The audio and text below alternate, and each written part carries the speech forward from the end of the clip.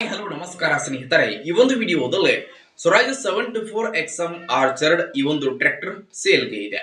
ಇಲ್ಲಿ ಮಾರಾಟಕ್ಕೆ ಇರತಕ್ಕಂತಹ ಈ ಸ್ವರಾಜ್ ಮಿನಿ ಟ್ರ್ಯಾಕ್ಟರ್ ದ ಇವತ್ತಿನ ಮಾಡೆಲ್ ಆಗಿರಬಹುದು, ಇದರ ಒಂದು ಬೆಲೆ ಆಗಿರಬಹುದು, ಟ್ರ್ಯಾಕ್ಟರ್ ಇರುವಂತಹ ಲೊಕೇಶನ್ ಅನ್ನ ಈ ಒಂದು ವಿಡಿಯೋದಲ್ಲಿ ಸಂಪೂರ್ಣವಾಗಿ ನೋಡ್ಕೊಂಡು ಬರೋಣ.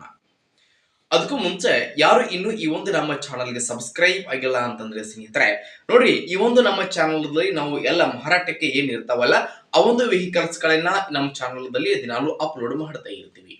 ಅದಕ್ಕಾಗಿ ಸಬ್ಸ್ಕ್ರೈಬ್ ಆಗ್ರಿ.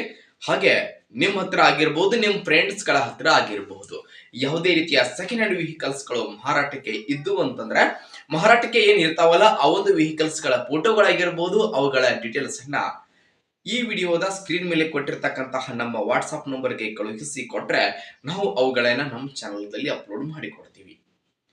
ಇನ್ನು ಇವತ್ತು ಇಲ್ಲಿ ಮಾರಾಟಕ್ಕೆ ಇರತಕ್ಕಂತಹ ಈ ಟ್ರ್ಯಾಕ್ಟರ್ ದ ಇವತ್ತಿನ ಮಾರಾಟದ ಮಾಹಿತಿ ಏನೇನಿದೆ ಅನ್ನುವಂಥದ್ದನ್ನ ನೋಡುವುದಾದ್ರೆ, ಮೊದಲಿಗೆ tractor Swaraj 74 XM orchard 24 SP mini tractor ಸ್ನೇಹಿತರೆ. ಇದು ಟ್ರ್ಯಾಕ್ಟರ್ ದ ಮಾಡೆಲ್ 2011 ಮಾಡೆಲ್ ಗಾಡಿ ಇದೆ.